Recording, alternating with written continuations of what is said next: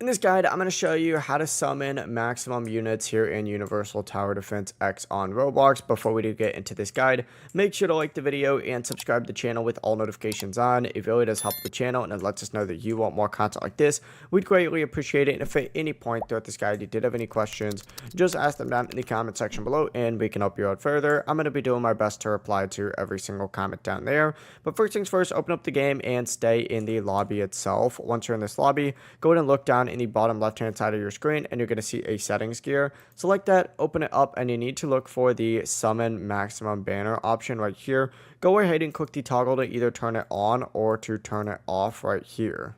When it's enabled, the game will summon the maximum amount from a banner. If you don't want that, just go ahead and turn it back off anytime, and it really is as simple as that. If you guys had any questions, ask them down in the comment section below and we can help you out further. I'm going to be doing my best to reply to every single comment down there. Before you do leave this guide, make sure to like the video and subscribe to the channel with all notifications on. It really does help us out and it lets us know that you want more content like this. We'd greatly appreciate it. Have a great rest of your day though. Peace.